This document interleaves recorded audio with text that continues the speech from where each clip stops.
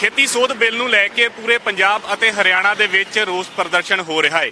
ਕਿਸਾਨ ਸੜਕਾਂ ਦੇ ਉੱਪਰ ਹੈ। ਕਿਸਾਨਾਂ ਨੇ ਪੱਕੇ ਮੋਰਚੇ ਲਗਾ ਲਏ ਆ ਕਿ ਜਦੋਂ ਤੱਕ ਇਹ ਬਿੱਲ ਨੂੰ ਵਾਪਸ ਨਹੀਂ ਲਿਆ ਜਾਊਗਾ ਤਾਂ ਉਦੋਂ ਤੱਕ ਕਿਸਾਨ ਸੜਕਾਂ ਦੇ ਉੱਪਰ ਰਹਿਣਗੇ। ਹੁਣ ਨੌਜਵਾਨ ਵੱਡੇ ਪੱਧਰ ਤੇ ਉੱਪਰ ਉੱਠ ਕੇ ਆ ਰਹੇ ਨੇ ਕਿ ਅਸੀਂ ਕਿਸਾਨਾਂ ਦੇ ਨਾਲ ਖੜਾਂਗੇ, ਕਿਉਂਕਿ ਆਮ ਤੌਰ ਦੇ ਉੱਪਰ ਨੌਜਵਾਨਾਂ ਦੇ ਉੱਪਰ ਵੀ ਇੱਕ ਇਲਜ਼ਾਮ ਲੱਗਦਾ ਕਿ ਨੌਜਵਾਨੀ ਇਹ ਚੀਜ਼ਾਂ ਏਸੀ ਵਾਲੇ ਕਮਰਿਆਂ 'ਚ, ਗੱਡੀਆਂ 'ਚ ਜਾਂ ਚੰਡੀਗੜ੍ਹ ਵਰਗੀਆਂ ਸੜਕਾਂ ਦੇ ਉੱਪਰ ਘੁੰਮ ਕੇ ਹੀ ਨੌਜਵਾਨੀ ਆਪਣੀ ਗਾਲ ਰਹੇ ਆ। ਪਰ ਇਸ ਵਾਰ ਇੱਕ ਵੱਡੀ ਚੀਜ਼ ਦੇਖਣ ਨੂੰ ਮਿਲੀ ਕਿ ਨੌਜਵਾਨ ਅੱਗੇ ਆ ਰਹੇ ਨੇ। ਇਸ ਦੇ ਨਾਲ ਨਾਲ ਇੱਕ ਚੀਜ਼ ਹੋਰ ਸਾਹਮਣੇ ਆ ਰਹੀ ਹੈ ਕਿ ਇਸ ਬਿੱਲ ਦਾ ਸਿੱਧੇ ਰੂਪ ਦੇ ਵਿੱਚ ਪ੍ਰਾਈਵੇਟ ਕੰਪਨੀਆਂ ਨੂੰ ਲਾਹਾ ਦੇਣ ਲਈ ਸਰਕਾਰ ਨੇ ਇਹ ਬਿੱਲ ਬਣਾ ਦਿੱਤੇ। ਤਾਂ ਹੁਣ ਨੌਜਵਾਨ ਅੱਗੇ ਆਏ ਨੇ ਕਿ ਇਹ ਸਿਰਫ ਤੇ ਸਿਰਫ ਅੰਬਾਨੀ ਤੇ ਅਡਾਨੀਆਂ ਨੂੰ ਹੀ ਫਾਇਦਾ ਪਹੁੰਚਾਉਣ ਦੇ ਲਈ ਕਿਸਾਨਾਂ ਨੂੰ ਸਰਕਾਰ ਮਾਰ ਰਹੀ ਹੈ। ਤਾਂ ਹੁਣ ਕੁਝ ਨੌਜਵਾਨ ਇਹ ਕਹਿ ਰਹੇ ਨੇ ਕਿ ਪੰਜਾਬ ਭਰ ਦੇ ਵਿੱਚ ਰਿਲਾਇੰਸ ਦੇ ਪੰਪ ਅਤੇ ਰਿਲਾਇੰਸ ਦੀਆਂ ਚੀਜ਼ਾਂ ਨੂੰ ਬਾਈਕਾਟ ਕੀਤਾ ਜਾਣਾ ਚਾਹੀਦਾ ਆ। ਨੌਜਵਾਨ ਸਾਡੇ ਨਾਲ ਹੈਗੇ ਨੇ। ਅਸੀਂ ਇਸ ਵੇਲੇ ਜਲੰਧਰ ਪਠਾਨਕੋਟ ਹਾਈਵੇ ਦੇ ਉੱਪਰ ਆ। ਇਹ ਰਿਲਾਇੰਸ ਮਾਲ ਤੁਸੀਂ ਮੇਰੇ ਪਿੱਛੇ ਦੇਖ ਰਹੇ ਹੋ। ਇਹ ਨੌਜਵਾਨ ਕਹਿੰਦੇ ਨੇ ਕਿ ਰਿਲਾਇੰਸ ਦੀਆਂ ਸਾਰੀਆਂ ਚੀਜ਼ਾਂ ਨੂੰ ਬਾਈਕਾਟ ਕਰ ਦੇਣਾ ਚਾਹੀਦਾ ਹੈ। ਰਿਲਾਇੰਸ ਦੇ ਪੰਪਾਂ ਤੋਂ ਤੇਲ ਨਹੀਂ ਪਵਾਉਣਾ ਚਾਹੀਦਾ। ਕਾਰਨ ਕੀ ਹੈ, ਗੱਲਬਾਤ ਕਰਦੇ ਹਾਂ। ਮਨਸਿਮਰਨ ਜੀ, ਤੁਹਾਨੂੰ ਕਿਉਂ ਲੱਗਦਾ ਕਿ ਰਿਲਾਇੰਸ ਦਾ ਬਾਈਕਾਟ ਕਰਨਾ ਚਾਹੀਦਾ? ਮਨਦੀਪ ਜੀ, ਸਿਰਫ ਰਿਲਾਇੰਸ ਦਾ ਬਾਈਕਾਟ ਹੀ ਨਹੀਂ, ਤੁਸੀਂ ਬੜੀ ਚੰਗੀ ਤਰ੍ਹਾਂ ਐਕਸਪਲੇਨ ਕੀਤਾ ਹੈ। ਕਿਉਂਕਿ ਜਿਹੜੀ ਮੋਦੀ ਸਰਕਾਰ ਨੇ 5 ਜੂਨ ਨੂੰ ਇਹ 3 ਆਰਡੀਨੈਂਸਿਸ ਜਿਹੜੀਆਂ ਜਦੋਂ ਦੇਸ਼ ਦੇ ਵਿੱਚ ਇੱਕ ਫਾਈਨੈਂਸ਼ੀਅਲ ਮੈਡੀਕਲ ਐਮਰਜੈਂਸੀ ਚੱਲ ਰਹੀ ਹੈ ਉਸ ਦੇ ਦੌਰਾਨ ਬੈਕਡੋਰ ਐਂਟਰੀ ਯੂਜ਼ ਕਰਕੇ, ਮੈਂ ਕਹੂੰਗਾ ਸਾਰਾ ਪ੍ਰੋਸੀਜਰ ਆਫ ਲਾਅ ਨੂੰ ਅਵੋਇਡ ਕਰਕੇ ਬੇਸਿਕਲੀ 3 ਆਰਡੀਨੈਂਸਿਸ ਧੱਕੇ ਨਾਲ ਲਾਗੂ ਕੀਤੀਆਂ ਦੇਸ਼ ਦੇ ਵਿੱਚ, ਜਿਹਦੇ 'ਚ ਪਹਿਲਾਂ ਤਾਂ ਐਸੈਂਸ਼ੀਅਲ ਕਮੋਡਿਟੀਜ਼ ਐਕਟ ਹੁੰਦੀ ਸੀ 1955, ਉਹਨੂੰ ਸੁਪਰਸੀਡ ਕਰ ਲਿਆ ਐਸੈਂਸ਼ੀਅਲ ਕਮੋਡਿਟੀਜ਼ ਆਰਡੀਨੈਂਸ ਨੇ। ਸੈਕਿੰਡ ਆ ਗਈ farmers produce trade and commerce promotion and facilitation ordinance. ਤੀਸਰੀ ਆ ਗਈ ਫਾਰਮਰਸ ਐਗਰੀਮੈਂਟ ਆਰਡੀਨੈਂਸ। ਇਹ ਤਿੰਨੇ ਮੈਂ ਤਾਂ ਸਾਫ਼ ਸ਼ਬਦਾਂ ਦੇ ਵਿੱਚ ਕਹੂੰਗਾ ਕਿ ਇਹ very well calculated evil designs ਨੇ, ਜਿਹਦਾ ਕਿ ਓਰੀਜਨਲ ਮੰਤਵ ਤੇ ਇਵੈਂਚੁਅਲ ਮਕਸਦ ਸਿਰਫ ਕਿਸਾਨ ਤੇ ਕਿਸਾਨੀ ਨੂੰ ਗਹਿਣੇ ਰੱਖਣਾ ਹੈ ਵੱਡੀਆਂ ਕੰਪਨੀਆਂ ਤੇ ਕੈਪੀਟਲਿਸਟ ਦੇ ਕੋਲ। ਇਹ ਸਾਰਾ ਦਾ ਸਾਰਾ ਘੁਮਾ ਕੇ ਉਹਨਾਂ ਨੂੰ ਫੇਵਰ ਕੀਤਾ ਜਾਏਗਾ। ਦੇਖਣ ਨੂੰ ਇਦਾਂ ਲੱਗ ਰਿਹਾ ਜਿਵੇਂ ਸਾਰਾ ਦੇਸ਼ ਚੱਲ ਹੀ ਅੰਬਾਨੀ ਤੇ ਅਦਾਨੀਆਂ ਕਰਕੇ ਰਿਹਾ, ਜਾਂ ਫਿਊ ਮੋਰ ਸਟਰੋਂਗ ਗਰੁੱਪਸ। ਇਸ ਕਰਕੇ ਕਿਤੇ ਨਾ ਕਿਤੇ ਅਸੀਂ ਇਹਨਾਂ ਦਾ ਇੰਡਾਇਰੈਕਟ ਬਾਇਕਾਟ ਕਰਨਾ ਚਾਹੁੰਦੇ ਹਾਂ, ਕਿਉਂਕਿ ਬੜੀ ਹੈਰਾਨੀਜਨਕ ਗੱਲ ਹੈ ਜਿੱਥੇ ਪੀਐਮ ਮੋਦੀ ਹਰ ਵੇਲੇ ਕੋਵਿਡ ਰਿਲੀਫ ਪੈਕੇਜ ਦੇਣ ਦੀ ਗੱਲ ਕਰ ਰਹੇ ਸੀ ਹਿੰਦੁਸਤਾਨ ਨੂੰ, ਗਰੀਬ ਨੂੰ, ਜ਼ਿਮੀਂਦਾਰ ਨੂੰ, ਲੋੜਵੰਦ ਨੂੰ, ਉੱਥੇ ਹੀ ਔਨ ਦੀ ਕੰਟਰਰੀ ਇੰਨੀ ਹਿਪੋਕ੍ਰੇਸੀ ਚੰਗੀ ਨਹੀਂ ਲੱਗਦੀ ਕਿ ਤੁਸੀਂ ਫਾਰਮਰਸ ਦਾ ਸੁਸਾਈਡ ਅਨਾਉਂਸ ਕਰ ਦਿੱਤਾ। ਬੇਸਿਕਲੀ ਇਸ ਦੇ ਨਾਲ ਫਾਰਮਰ ਦਾ ਸ਼ੋਸ਼ਣ ਹੋਏਗਾ। ਜਿਹੜੇ 3 ਆਰਡੀਨੈਂਸ ਨੇ ਉਹ ਕਿਉਂ ਹੋਏਗਾ, ਮੈਂ ਤੁਹਾਨੂੰ ਉਹਦੇ ਨਾਲ ਐਕਸਪਲੇਨ ਕਰ ਦਿੰਦਾ। ਪਹਿਲਾਂ ਇਹਨਾਂ ਨੇ ਆਰਡੀਨੈਂਸ ਜਿਹੜਾ ਅਨਾਉਂਸ ਕੀਤਾ ਹੈ ਐਸੈਂਸ਼ੀਅਲ ਕਮੋਡਿਟੀਜ਼ ਆਰਡੀਨੈਂਸ, ਜਿਹਦੇ ਤਹਿਤ major food articles essential commodities ਦੇ ਅੰਡਰ ਆਉਂਦੀਆਂ ਸੀਗੀਆਂ, ਜਿਹਦੀ ਇੱਕ MSP minimum support price decide ਕੀਤਾ ਜਾਂਦਾ ਸੀ। ਤੇ ਜਿਹੜਾ ਕਿਸਾਨ ਆਪਣੀ ਜਿਹੜੀ ਫਸਲ ਆ ਉਹਨੂੰ ਆਪਣੇ ਲਾਗਲੀ ਮਾਰਕੀਟ ਦੇ ਵਿੱਚ, ਲਾਗਲੀ ਮੰਡੀ ਦੇ ਵਿੱਚ ਸਿੱਟਦੀ ਸੀ, ਜਿਹਦੇ ਨਾਲ MSP ਨੂੰ ਸਰਕਾਰ ਭਰਦੀ ਸੀ ਤੇ ਉਹਦੇ ਪ੍ਰੋਡਿਊਸ ਨੂੰ ਚੱਕਦੀ ਸੀ, ਜਿਹਦੇ ਕਰਕੇ ਅੱਜ ਤੱਕ ਪੰਜਾਬ ਦੇ ਕਿਸਾਨ ਦਾ ਘਰ ਤੇ ਉਹਦੀ ਫਸਲ ਸੁਰੱਖਿਅਤ ਸੀ। ਵਰਨਾ ਅੱਜ ਦੇ ਹਾਲਾਤਾਂ ਦੇ ਵਿੱਚ ਬਿਜਲੀ ਦੀਆਂ ਦਰਾਂ ਦੇਖ ਕੇ, ਖਰਚੇ ਦੇਖ ਕੇ ਕੋਈ ਬਹੁਤ ਜ਼ਿਆਦਾ ਮੁਨਾਫਾ ਨਹੀਂ ਕਿਸਾਨੀ ਕਮਾ ਪਾ ਰਹੀ ਪੰਜਾਬ ਦੇ ਵਿੱਚ। ਲੇਕਿਨ MSP ਨੇ ਕਿਤੇ ਨਾ ਕਿਤੇ ਪੰਜਾਬ ਨੂੰ ਬਚਾਇਆ ਹੋਇਆ ਸੀ। ਹੁਣ MSP ਅਬੋਲਿਸ਼ ਹੋ ਜਾਏਗੀ ਇਸ ਆਰਡੀਨੈਂਸ ਦੇ ਤਹਿਤ। ਐਸੈਂਸ਼ੀਅਲ ਕਮੋਡਿਟੀਜ਼ ਹਟਾ ਦਿੱਤੀਆਂ ਗਈਆਂ। ਉਹਦੇ ਨਾਲ ਹੋਏਗਾ ਕਿ ਮਿਨੀਮਮ ਸਪੋਰਟ ਪ੍ਰਾਈਸ ਕਿਸਾਨ ਨੂੰ ਨਹੀਂ ਮਿਲੇਗਾ, ਕਿਸਾਨ ਸੁਰੱਖਿਅਤ ਨਹੀਂ ਰਿਹਾ। ਜਿਹੜੀ ਕਿਸਾਨ ਦੀ ਸੇਫਟੀ ਸੀ ਉਹ ਤਾਂ ਕਿਤੇ ਰਹੀ ਨਹੀਂ। ਕਿਸਾਨ ਤਾਂ ਹੁਣ ਸੜਕਾਂ ਦੇ ਉੱਤੇ ਫਿਰੇਗਾ, ਕਿਸਾਨ ਮੰਡੀ ਘੁੰਮਿਆ ਕਰੇਗਾ ਆਪਣੀ ਫਸਲ ਨੂੰ ਲੈ ਕੇ, ਤੇ ਉਹਦੀ ਬੇਸਿਕਲੀ ਸ਼ੋਸ਼ਣ ਕੀਤਾ ਜਾਏਗਾ ਵੱਡੀ ਕੰਪਨੀਆਂ ਤੋਂ। ਤੇ ਜਿਹੜੇ ਧਨਾੜ ਲੋਕ ਨੇ ਜਿਨ੍ਹਾਂ ਤੇ ਗਵਰਨਮੈਂਟ ਦੀ ਬੈਕਿੰਗ ਹੈ ਜਾਂ ਪੋਲੀਟੀਕਲ ਲੀਡਰਾਂ ਦੀ ਬੈਕਿੰਗ ਹੈ ਜਾਂ ਕਿਤੇ ਨਾ ਕਿਤੇ ਇਹਨਾਂ ਦੇ ਹਿੱਸੇ ਨੇ, ਇਵੈਂਚੁਅਲੀ ਇਹਨਾਂ ਨੂੰ ਹੀ ਫਾਇਦੇ ਮਿਲਣੇ ਨੇ, ਜਿਹਦੇ ਨਾਲ ਆਲਰੇਡੀ ਦਿਖਣਾ ਸ਼ੁਰੂ ਹੋ ਗਿਆ। ਹਾਲੇ ਕੁਝ ਦਿਨ ਵੀ ਨਹੀਂ ਹੋਏ ਆਰਡੀਨੈਂਸ ਨੂੰ ਪਾਸ ਹੋਇਆ। ਸਰਕਾਰ ਇਹ ਦਾਅਵਾ ਕਰਦੀ ਹੈ ਕਿ MSP ਖਤਮ ਨਹੀਂ ਹੋਊਗਾ, ਅਸੀਂ ਕਿਤੇ ਵੀ ਲਿਖਣ ਨੂੰ ਤਿਆਰ ਹਾਂ। ਹਾਲਾਂਕਿ ਅਕਾਲੀ ਦਲ ਦੇ ਲੀਡਰ ਤਾਂ ਲਿਖਵਾ ਕੇ ਵੀ ਲੈ ਕੇ ਆਏ ਨੇ ਕਿ MSP ਨਹੀਂ ਖਤਮ ਹੋਊਗੀ, ਪਰ ਕਿਸਾਨਾਂ ਨੂੰ ਕਿਹੜੀ ਚੀਜ਼ ਦਾ ਡਰ ਆ ਫਿਰ? ਮਨਦੀਪ ਜੀ, ਜੇ MSP ਨਹੀਂ ਵੀ ਖਤਮ ਹੁੰਦੀ ਤਾਂ ਵੀ ਫਾਰਮਰ ਨੂੰ ਇਕੁਅਲੀ ਮੌਤ ਹੈ, ਕਿਉਂਕਿ MSP ਤਾਂ ਮੱਕੀ ਤੇ ਵੀ ਹੈ, ਕਪਾਹੇ ਤੇ ਵੀ ਹੈ, ਲੇਕਿਨ ਉਹਨੂੰ ਸਰਕਾਰ ਲਿਫਟ ਹੀ ਨਹੀਂ ਕਰ ਰਹੀ। ਆਫਟਰ ਆਲ ਤੁਸੀਂ ਮਾਰਕੀਟ ਸਟੱਡੀ ਕਰੋ, ਹਰ ਸਾਲ ਹਰ ਫਸਲ 300-400 ਰੁਪਈਆ ਕੁਇੰਟਲ ਘਾਟੇ ਤੇ ਮੱਕੀ ਵੇਚੀ ਜਾ ਰਹੀ ਹੈ, ਕਪਾਹੇ ਤੇ ਫਾਰਮਰ ਨੂੰ ਲਾਸ ਹੋ ਰਿਹਾ। ਬੜੀ ਵੱਡੀ ਸਟ੍ਰੈਟਜੀ ਇਹਨਾਂ ਦੇ ਕੋਲ। ਇਹ MSP ਤਾਂ ਨਹੀਂ ਹਟਾਉਣਗੇ ਲੇਕਿਨ ਉਹਨੂੰ ਲਿਫਟ ਹੀ ਨਹੀਂ ਕਰਨਗੇ। ਕੌਣ ਫੋਰਸ ਕਰੇਗਾ ਗਵਰਨਮੈਂਟ ਏਜੰਸੀਆਂ ਨੂੰ ਲਿਫਟ ਕਰਨ ਵਾਸਤੇ? ਤੇ ਇਵੈਂਚੁਅਲੀ ਜਦੋਂ ਕਿਸਾਨ ਦੇ ਕੋਲ ਉਹਦੀ ਪ੍ਰੋਡਿਊਸ ਪਈ ਰਹੇਗੀ ਤਾਂ ਉਹਦਾ ਫਾਇਦਾ ਇਹ ਪ੍ਰਾਈਵੇਟ ਕੰਪਨੀਆਂ ਚੱਕਣਗੀਆਂ, ਅੰਬਾਨੀ ਅਦਾਨੀ ਚੱਕਣਗੇ, ਸਟਰੋਂਗ ਧਨਾੜ ਲੋਕ ਚੱਕਣਗੇ ਜਿਨ੍ਹਾਂ ਕੋਲ ਬੈਕਿੰਗ ਹੋਣਗੀਆਂ। ਸੇਮ ਮਾਡਲ 2006 ਦੇ ਵਿੱਚ ਫੋਲੋ ਕੀਤਾ ਸੀ ਬਿਹਾਰ ਨੇ। APMC ਨੂੰ ਅਬੋਲਿਸ਼ ਕਰ ਦਿੱਤਾ ਸੀ, ਜਿਹੜੀ ਕਿ ਮਾਰਕੀਟ ਕਮੇਟੀਜ਼ ਨੇ। ਉਹ ਜਦੋਂ ਅਬੋਲਿਸ਼ ਕਰ ਦਿੱਤਾ ਸੀ ਤੇ ਬੜਾ ਕਲੀਅਰਲੀ ਬਿਹਾਰ ਦੇ ਵਿੱਚ ਬਹੁਤ ਸ਼ੋਸ਼ਣ ਕਿਸਾਨ ਦਾ ਕੀਤਾ ਗਿਆ ਸੀ। ਥਰੋ ਅਵੇ ਪ੍ਰਾਈਸਿਸ ਤੇ ਏਜੰਟਾਂ ਨੇ ਕਿਸਾਨ ਦੀ ਫਸਲ ਚੱਕਣੀ ਸ਼ੁਰੂ ਕੀਤੀ ਸੀ ਤੇ ਹੋਰ ਸਟੇਟਾਂ ਦੇ ਵਿੱਚ ਹਿੰਦੁਸਤਾਨ ਦੇ ਵਿੱਚ MSP ਤੇ ਹੀ ਵੇਚਿਆ ਗਿਆ ਉਸ ਫਸਲ ਨੂੰ। ਇਸੇ ਤਰ੍ਹਾਂ ਦੇ ਨਾਲ ਹੁਣ ਸ਼ੋਸ਼ਣ ਹੋਏਗਾ। ਰਾਤੋਂ ਰਾਤ ਮੈਂ ਸਰਪ੍ਰਾਈਜ਼ ਦਾ 600 ਏਕੜ ਦਾ ਇੱਕ ਪਾਕ ਮੋਗੇ ਦੇ ਵਿੱਚ ਅਦਾਨੀ ਨੇ ਆਲਰੇਡੀ ਫਾਈਨਲ ਕਰ ਲਿਆ ਤੇ ਕੈਪਟਨ ਅਮਰਿੰਦਰ ਸਿੰਘ ਨੇ ਆਲਰੇਡੀ ਜਿਹੜੀਆਂ ਪੰਚਾਇਤੀ ਜ਼ਮੀਨਾਂ ਨੇ ਉਹਨਾਂ ਨੂੰ ਵਾਪਸ ਖੋਣ ਦੀ ਇਨੀਸ਼ੀਏਸ਼ਨ ਕਰ ਦਿੱਤੀ ਹੈ। ਉਹਦੇ ਨਾਲ ਇਵੈਂਚੁਅਲੀ ਕੀ ਹੋਏਗਾ, ਕਿਸਾਨ ਮਾਰਿਆ ਜਾਏਗਾ ਤੇ ਤਗੜੇ ਲੋਕ ਹੋਰ ਤਗੜੇ ਕੀਤੇ ਜਾਣਗੇ। ਅੱਛਾ, ਇੱਕ ਗੱਲ ਇਹ ਹੈ ਕਿ ਸਰਕਾਰ ਕਹਿੰਦੀ ਜਦੋਂ ਅਸੀਂ ਇਹਨੂੰ ਪ੍ਰਾਈਵੇਟ ਕਰ ਦਾਂਗੇ ਤੇ ਕਿਸਾਨਾਂ ਨੂੰ ਸਭ ਤੋਂ ਵੱਧ ਫਾਇਦਾ ਹੋਊਗਾ, ਕਿਸਾਨ ਕਿਤੇ ਵੀ ਆਪਣੀ ਫਸਲ ਵੇਚ ਸਕਦਾ ਵਾ। ਤੇ ਜਿਹੜੀਆਂ ਚੀਜ਼ਾਂ ਜਾਂ ਜਿਹੜੀਆਂ ਸੰਸਥਾਵਾਂ, ਜਿਵੇਂ ਪੈਟਰੋਲ ਦੀ ਗੱਲ ਕਰ ਲਈਏ ਆਪਾਂ, ਕਿ ਜੇ ਪ੍ਰਾਈਵੇਟ ਹੱਥਾਂ ਦੇ ਵਿੱਚ ਗਿਆ ਤੇ ਪੈਟਰੋਲ ਦੀ ਕੀਮਤ, ਡੀਜ਼ਲ ਦੀ ਕੀਮਤ ਤੁਸੀਂ ਦੇਖ ਲਓ, ਤੇ ਸੁਭਾਵਿਕ ਹੈ ਕਿ ਫਿਰ ਖੇਤੀਬਾੜੀ ਦੇ ਵਿੱਚ ਵੀ ਨੁਕਸਾਨ ਤਾਂ ਕਿਸਾਨ ਦਾ ਹੀ ਹੋਊਗਾ ਨਾ। ਪ੍ਰਾਈਵੇਟ ਕੰਪਨੀਆਂ ਆਪਣੇ ਪਲਾਂਟ ਲਾ ਲੈਣਗੀਆਂ। ਮਨਦੀਪ ਜੀ, farmers produce trade and commerce ordinance ਜਿਹੜੀ ਉਹਦੀ ਖਾਸੀਅਤ ਇਹ ਹੈ, ਸੁਣਨ ਨੂੰ ਬਹੁਤ ਸੋਹਣੀ ਲੱਗਦੀ ਹੈ ਕਿ ਉਹਦੇ ਅੰਡਰ ਇੰਟਰ ਸਟੇਟ ਤੇ intra state trade free allow ਹੋ ਗਿਆ ਕਿਸਾਨ ਨੂੰ, ਕਿ ਕਿਸਾਨ ਆਪਣੀ ਕ੍ਰੌਪ ਜਿਹੜਾ ਕਿ ਪਹਿਲਾਂ ਲਿਮਿਟਿਡ ਸੀ, ਸਿਰਫ ਆਪਣੇ ਕੋਲ ਲੱਗਦੀ ਮੰਡੀ 'ਚ ਹੀ ਵੇਚ ਸਕਦਾ ਸੀ, ਹੁਣ ਉਹ ਕਿਤੇ ਵੀ ਹਿੰਦੁਸਤਾਨ ਦੇ ਕਾਰਨਰ ਦੇ ਵਿੱਚ ਜਾ ਕੇ ਆਪਣੀ ਫਸਲ ਵੇਚ ਸਕਦਾ। On the contrary, agriculture analysis 2015-16 ਕਹਿੰਦਾ ਹੈ ਕਿ 86% ਫਾਰਮਰ ਕੋਲ ਤਾਂ 5 ਏਕੜ ਤੋਂ ਘੱਟ ਲੈਂਡ ਹੋਲਡਿੰਗ ਹੈ। ਜਿਨ੍ਹਾਂ ਕੋਲ ਲੈਂਡ ਹੋਲਡਿੰਗ ਹੀ 2.5-3 ਜਾਂ 4 ਏਕੜ ਆ, ਉਹਦੇ ਕੋਲ ਐਸੀ ਟਰਾਂਸਪੋਰਟ ਫੈਸਿਲਿਟੀ ਕਿਹੜੀ ਹੋਏਗੀ ਕਿ ਉਹ ਆਪਣੀ ਕ੍ਰੌਪ ਨੂੰ ਪਹਿਲਾਂ ਟਰਾਂਸਪੋਰਟ ਕਰਕੇ ਆਊਟ ਸਟੇਟ ਲੈ ਕੇ ਜਾਏਗਾ। ਫਾਈਨੈਂਸ਼ੀਅਲ ਬੈਕਿੰਗ ਚਾਹੀਦੀ ਹੈ, ਹੋਲਡਿੰਗ ਕੈਪੈਸਿਟੀ ਚਾਹੀਦੀ ਹੈ, ਬਾਹਰ ਜਾ ਕੇ ਏਜੰਟ ਲੱਭੇਗਾ, 3-4 ਦਿਨ ਰਹਿ ਕੇ ਖਰਚੇ ਕਰੇਗਾ, ਫਿਰ ਆਪਣੀ ਫਸਲ ਵੇਚ ਸਕੇਗਾ। ਇਹ ਸਿਰਫ ਇੱਕ ਕੁੱਜਾ ਮਜ਼ਾਕ ਹੈ ਕਿਸਾਨ ਦੇ ਨਾਲ। ਕਿਸਾਨ ਤੇ ਆਲਰੇਡੀ ਨਾ ਮਜਬੂਰ ਆ, ਉਹ ਤੇ 10 ਦਿਨ ਵੀ ਆਪਣੀ ਫਸਲ ਵੇਟ ਨਹੀਂ ਕਰ ਸਕਦਾ ਰੱਖ ਕੇ, ਤੇ ਉਹ ਬਾਹਰਲੀ ਸਟੇਟਾਂ ਦੇ ਵਿੱਚ ਜਾ ਕੇ ਟਰਾਂਸਪੋਰਟ ਖਰਚ ਕੇ ਕਿੱਥੋਂ ਆਪਣੀ ਫਸਲ ਵੇਚਣ ਜਾਏਗਾ। ਸਿਮਰਨ ਜੀ, ਤੁਹਾਨੂੰ ਲੱਗਦਾ ਕਿ ਜੇ ਰਿਲਾਇੰਸ ਨੂੰ ਪੂਰੇ ਪੰਜਾਬ ਦੇ ਵਿੱਚ, ਜਿਵੇਂ ਤੁਸੀਂ ਕਹਿ ਰਹੇ ਹੋ ਕਿ ਬਾਈਕਾਟ ਕਰ ਦੇਣਾ ਚਾਹੀਦਾ, ਉਹਦਾ ਅਸਰ ਕਿਤੇ ਨਾ ਕਿਤੇ ਦੇਖਣ ਨੂੰ ਮਿਲੂਗਾ? ਥੋੜਾ ਬਹੁਤ ਅਸਰ ਬਹੁਤ ਜ਼ਿਆਦਾ ਤਗੜਾ ਮਿਲੂਗਾ। ਕਰੋਨਾ ਮਹਾਮਾਰੀ ਦੇ ਵਿੱਚ ਵੀ ਪੂਰਾ ਦਾ ਸਾਰੀ ਕਿਸਾਨ ਹੀ ਨਹੀਂ, ਪੂਰਾ ਦਾ ਪੂਰਾ ਪੰਜਾਬ, ਹਰ ਇੱਕ ਸੈਗਮੈਂਟ ਸੜਕਾਂ ਤੇ ਉਤਰਿਆ ਹੈ।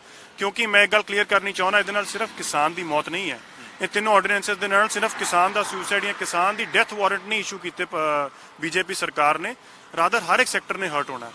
ਕਿਸਾਨੀ ਦੇ ਨਾਲ ਸਿੱਧਾ ਇੰਟਰ ਰਿਲੇਟਡ ਹੈ ਨੈਕਸਟ ਛੋਟਾ ਦੁਕਾਨਦਾਰ ਨੇ ਇਫੈਕਟ ਕਰਨਾ ਵੱਡੀ ਇੰਡਸਟਰੀ ਨੂੰ, ਕਿਉਂਕਿ ਆਫਟਰ ਆਲ ਇੱਕ ਐਗਰੀਕਲਚਰਿਸਟ ਇਕਨੋਮੀ ਹਿੰਦੁਸਤਾਨ ਦੀ, ਤੇ ਪੰਜਾਬ ਦੀ ਤੇ ਰੋਜ਼ੀ ਰੋਟੀ ਹੀ ਐਗਰੀਕਲਚਰ ਹੈ।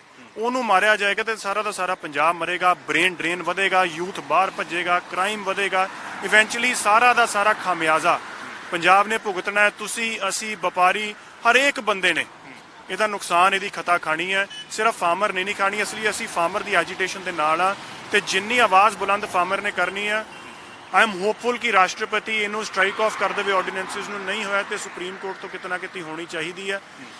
ਜੇ ਫਿਰ ਵੀ ਬੀਜੇਪੀ ਸਰਕਾਰ ਇੰਨੀ ਬੋਲੀ ਹੋਗੀ ਕਿ ਉਹਨੂੰ ਸਾਰਾ ਪੰਜਾਬ ਸੜਕਾਂ ਤੇ ਉਤਰ ਆਇਆ, ਸਾਰਾ ਪੰਜਾਬ ਬੰਦ ਹੋ ਗਿਆ, ਜੇ ਤਾਂ ਵੀ ਇਹ ਆਵਾਜ਼ ਧਮਕ ਉਹਨਾਂ ਨੂੰ ਇਨਫ ਨਹੀਂ ਲੱਗ ਰਹੀ, ਤੇ ਇੱਕ ਬੜਾ ਸੌਖਾ ਤਰੀਕਾ ਹੈ ਕੈਪਟਨ ਅਮਰਿੰਦਰ ਸਿੰਘ ਦੇ ਕੋਲ ਇੱਕ ਸਪੈਸ਼ਲ ਸੈਸ਼ਨ ਕਾਲ ਕਰਨ, ਜਿਸ ਦੇ ਵਿੱਚ ਇਹਨਾਂ ਆਰਡੀਨੈਂਸਿਸ ਦਾ ਖੰਡਨ ਕਰਨ ਤੇ ਇਹਨਾਂ ਦੇ ਖਿਲਾਫ ਜਾ ਕੇ ਲਾਗੂ ਨਾ ਕਰਨ, ਕਿਉਂਕਿ ਆਫਟਰ ਆਲ ਇੱਕ ਫੂਡ ਆਰਟੀਕਲ ਜਿਹੜਾ ਹੈ ਉਹ ਸਟੇਟ ਦੀ ਕਨਕਰੈਂਟ ਲਿਸਟ ਦੇ ਵਿੱਚ ਆਉਂਦਾ ਹੈ। ਸਟੇਟ ਦੇ ਕੋਲ ਪੂਰਾ ਅਧਿਕਾਰ ਹੈ ਕਿ ਆਪਣੇ ਉੱਤੇ ਰਿਸਟ੍ਰਿਕਸ਼ਨਸ ਇੰਪੋਜ਼ ਹੋਣ ਦੇਣੀਆਂ ਜਾਂ ਨਹੀਂ ਹੋਣ ਦੇਣੀਆਂ।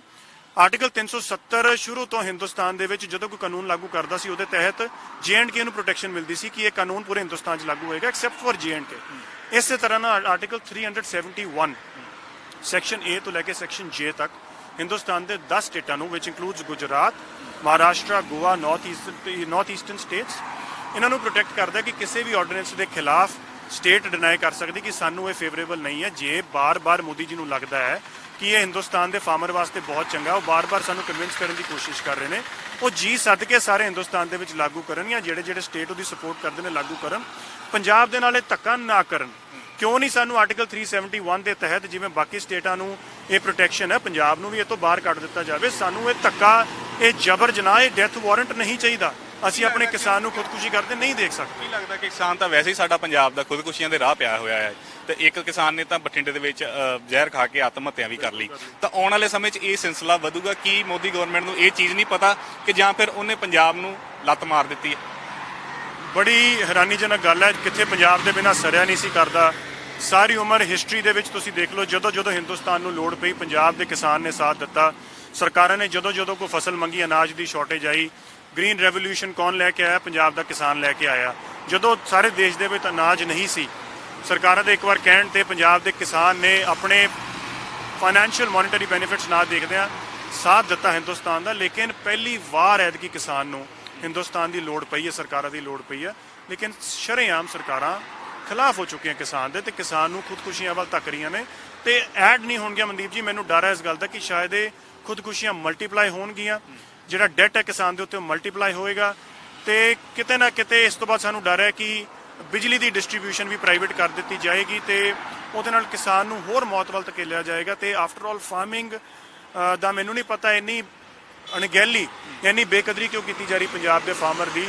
ਕਿੱਥੇ ਪੰਜਾਬ ਦਾ ਫਾਰਮਰ ਹਿੰਦੁਸਤਾਨ ਦਾ ਗ੍ਰੇਨ ਬੋਲ ਹੋਇਆ ਕਰਦਾ ਸੀ, ਫੂਡ ਗ੍ਰੇਨ ਬੋਲ ਹੋਇਆ ਕਰਦਾ ਸੀ, ਹੁਣ ਇੰਨੀ ਬੇਕਦਰੀ ਹੋਣ ਲੱਗ ਗਈ। ਠੀਕ ਹੈ, ਬਿਹਾਰ ਯੂਪੀ ਦੇ ਕੋਲ ਸਾਡੇ ਨਾਲੋਂ ਬਹੁਤ ਜ਼ਿਆਦਾ ਪ੍ਰੋਡਿਊਸ ਹੈ, ਲੇਕਿਨ ਪੰਜਾਬ ਇਜ਼ ਇਕੁਅਲੀ ਇੰਪੋਰਟੈਂਟ। ਅਸੀਂ ਪੰਜਾਬ ਦੀ ਇਹਦੀ ਬੇਕਦਰੀ ਨਹੀਂ ਹੋਣ ਦੇਵਾਂਗੇ। ਪੰਜਾਬ ਦੇ ਕਿਸਾਨ ਨਾਲ ਜਿਸ ਹੱਦ ਤੱਕ ਸਾਨੂੰ ਜਾਣਾ ਪੈਂਦਾ, ਇੱਕ ਕਿਸਾਨ ਕੀ ਜਿੰਨੇ ਬਲੀਦਾਨ ਮੰਗਣਗੇ, ਸਾਡੀ ਕੁਰਬਾਨੀਆਂ ਮੰਗਣਗੇ, ਅਸੀਂ ਦੇਵਾਂਗੇ।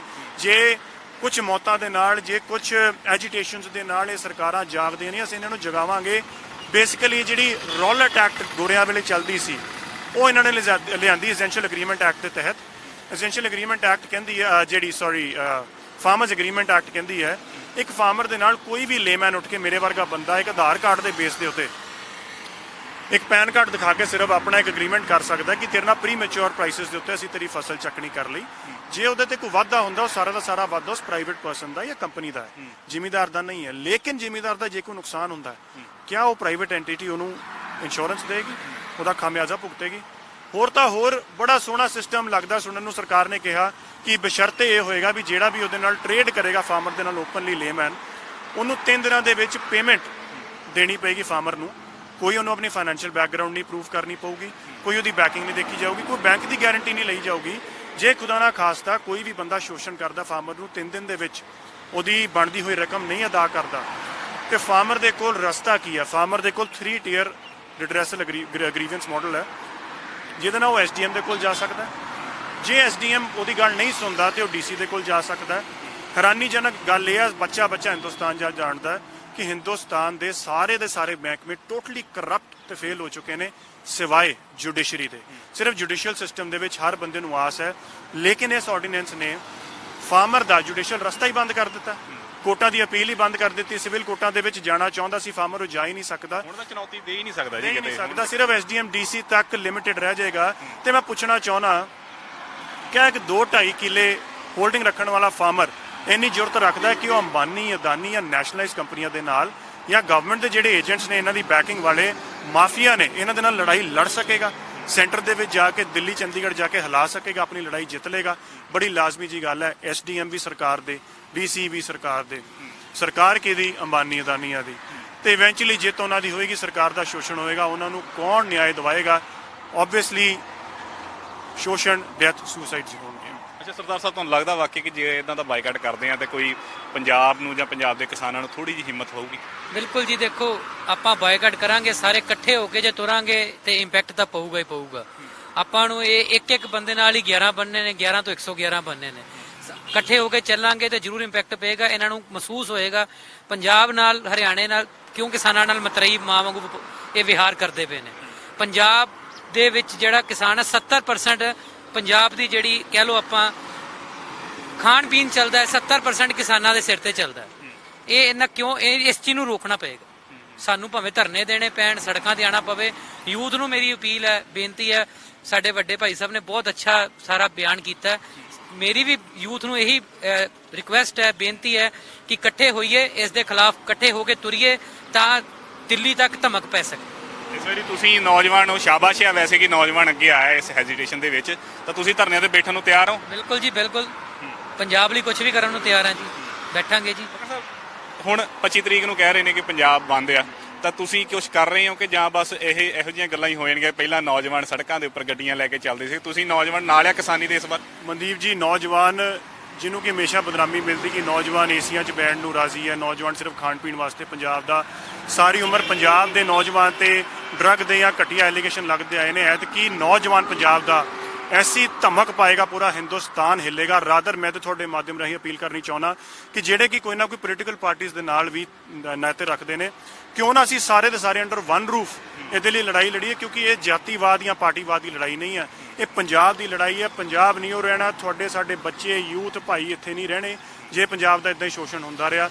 ਕਿਉਂ ਨਾ ਅਸੀਂ ਸਾਰੇ ਅੰਡਰ ਵਨ ਰੂਫ ਆ ਕੇ ਲੜਾਈ ਲੜੀਏ, ਕਿਉਂ ਨਾ ਅਸੀਂ ਦਿੱਲੀ ਨੂੰ ਹਿਲਾ ਦਈਏ, ਕਿਉਂ ਨਾ ਅਸੀਂ ਸਰਕਾਰਾਂ ਨੂੰ ਮਜਬੂਰ ਕਰ ਦਈਏ ਕਿ ਆਰਡੀਨੈਂਸ ਨੂੰ ਸਟ੍ਰਾਈਕ ਆਫ ਕੀਤਾ ਜਾਵੇ ਤਾਂ ਕਿਸਾਨ ਨੂੰ ਰਾਦਰ ਫਲਰਿਸ਼ ਕੀਤਾ ਜਾਵੇ। ਇੱਕ ਪਾਸੇ ਤਾਂ ਨਾਸਾ ਕਹਿੰਦੀ ਹੈ ਕਿ ਪੰਜਾਬ ਦਾ ਜਿਹੜਾ ਫਾਰਮਰ ਆ 14 ਲੱਖ ਤੋਂ ਜ਼ਿਆਦਾ ਟਿਊਬਵੈੱਲ ਨੇ ਪੰਜਾਬ ਦੇ ਵਿੱਚ, ਉਹਦਾ ਵਾਟਰ ਲੈਵਲ ਇੰਨਾ ਡਿਪਲੀਟ ਹੋ ਰਿਹਾ ਕਿ ਬਹੁਤ ਜਲਦੀ ਪੰਜਾਬ ਇਸੇ ਹਾਲਾਤ ਨਾਲ ਚੱਲਦਾ ਰਿਹਾ ਤੇ ਡਰਾਈ ਸਟੇਟ ਹੋ ਜਾਏਗਾ। ਉਹਨੂੰ ਫਲਰਿਸ਼ ਕਰਨ ਦੀ ਬਜਾਏ, ਉਹਨੂੰ ਇਸ ਮੁਸ਼ਕਲ ਚੋਂ ਬਾਹਰ ਕੱਢਣ ਦੀ ਬਜਾਏ ਇਹ ਤਾਂ ਹੋਰ ਐਕਸਪਲੋਇਟੇਸ਼ਨ ਕਰ ਰਹੇ ਨੇ ਕਿਸਾਨ ਦੀ। ਹਿੰਦੁਸਤਾਨ ਤੇ ਕਿਸਾਨ ਦੇ, ਪੰਜਾਬ ਦੇ ਕਿਸਾਨ ਨੂੰ ਮਾਰਨਾ ਚਾਹੁੰਦਾ ਜਾਂ ਕੈਨੇਡਾ ਭਜਾਉਣਾ ਚਾਹੁੰਦਾ। ਅਸੀਂ ਇੰਨੀ ਆਵਾਜ਼ ਬੁਲੰਦ ਕਰਾਂਗੇ, ਤੁਸੀਂ ਰੋਲ ਦੇਖੋਗੇ ਮਨਦੀਪ ਜੀ, ਸਿਰਫ 25 ਤਰੀਕ ਹੀ ਨਹੀਂ, ਅਗਲੀ 25 ਲੱਗ ਜੇ, ਅਗਲੇ ਸਾਲ ਦੀ 25 ਲੱਗ ਜੇ, ਜਿੰਨੇ ਦਿਨ ਲੱਗ ਜਾਣ, ਰਾਤ ਲੱਗ ਜਾਣ, ਅਸੀਂ ਪੂਰੇ ਦੇ ਪੂਰੇ ਕਾਇਮ ਆ। ਰਾਦਰ ਕੱਲ ਸਵੇਰ ਤੋਂ ਹੀ ਅਸੀਂ ਆਪਣੀ ਐਜੀਟੇਸ਼ਨ ਸਟਾਰਟ ਕਰ ਰਹੇ ਹਾਂ, ਡਿਫਰੈਂਟ ਮਾਡਲਸ ਦੇ ਵਿੱਚ ਕਰਾਂਗੇ। ਮੈਂ ਅਪਡੇਟ ਤੁਹਾਨੂੰ ਮੀਡੀਆ ਦੇ ਰਾਹੀਂ ਮਿਲਦੀ ਰਹੇਗੀ। ਪੂਰਾ ਦਾ ਪੂਰਾ ਪੰਜਾਬ ਇਕੱਤਰ ਹੋ ਕੇ ਲੜਾਈ ਲੜਨਾ ਚਾਹੁੰਦਾ, ਹਰ ਸੈਕਟਰ ਪੰਜਾਬ ਦੇ ਕਿਸਾਨ ਨੂੰ ਬਚਾਉਣਾ ਚਾਹੁੰਦਾ। ਧੰਨਵਾਦ ਗੱਲਬਾਤ ਕਰ ਲਈ। ਸੋ ਇਹ ਇੱਕ ਚੰਗੀ ਗੱਲ ਹੈ ਕਿ ਜਿਹੜੇ ਸੰਘਰਸ਼ ਦੇ ਵਿੱਚ ਨੌਜਵਾਨ ਪਿਆ ਆ, ਉਹ ਸੰਘਰਸ਼ ਨੂੰ ਬਹੁਤ ਵੱਡਾ ਹੁੰਗਾਰਾ ਮਿਲਿਆ। ਤਾਂ ਇਹ ਹੁੰਗਾਰਾ ਇਸ ਵਾਰ ਕਿਸਾਨੀ ਦੇ ਮਾਧਿਅਮ ਰਾਹੀਂ ਮਿਲਣ ਜਾ ਰਿਹਾ, ਕਿਉਂਕਿ ਕੇਂਦਰ ਸਰਕਾਰ ਦੇ ਵੱਲੋਂ ਜਿਹੜੇ ਬਿੱਲ ਬਣਾ ਦਿੱਤੇ ਗਏ ਆ, ਉਸ ਨੂੰ ਲੈ ਕੇ ਨੌਜਵਾਨ, ਕਿਸਾਨ ਅਤੇ ਸਾਰੇ ਪੰਜਾਬੀ ਭਾਈਚਾਰਾ ਰੋਸ ਦੇ ਵਿੱਚ ਆ। ਤੇ ਹੁਣ ਇੱਕ ਨਵੀਂ ਗੱਲ ਉੱਠੀ ਹੈ ਕਿ ਪੰਜਾਬ ਦੇ ਵਿੱਚ ਰਿਲਾਇੰਸ ਨੂੰ ਬਾਈਕਾਟ ਕੀਤਾ ਜਾਵੇ। ਇਹ ਨੌਜਵਾਨਾਂ ਨੇ ਹੰਬਲਾ ਮਾਰਿਆ ਤੇ ਅੱਜ ਇਹ ਸ਼ਹਿਰ ਦੇ ਵਿੱਚ ਨਿਕਲੇ ਨੇ ਅਤੇ ਲੋਕਾਂ ਨੂੰ ਦੱਸ ਰਹੇ ਨੇ ਕਿ ਇਹ ਬਿੱਲ ਸਾਡੇ ਲਈ ਬਹੁਤ ਘਾਤਕ ਸਾਬਤ ਹੋਣਗੇ ਅਤੇ ਇਹ ਨਿੱਜੀਕਰਨ ਸਿਰਫ ਤੇ ਸਿਰਫ 2 ਕੰਪਨੀਆਂ ਦੇ ਲਈ ਕੀਤਾ ਜਾ ਰਿਹਾ ਹੈ, ਜਿਨ੍ਹਾਂ ਨੇ ਪੰਜਾਬ ਦੇ ਵਿੱਚ ਵੀ ਪੈਰ ਪਸਾਰੇ ਹੋਏ ਨੇ, ਤਾਂ ਉਹਨਾਂ ਦਾ ਬਾਈਕਾਟ ਕੀਤਾ ਜਾਵੇ। ਕੈਮਰਾਮੈਨ ਮਨੀਸ਼ ਦੇ ਨਾਲ ਮਨਦੀਪ ਸਿੰਘ, ਡੇਲੀ ਪੋਸਟ ਪੰਜਾਬੀ, ਜਲੰਧਰ।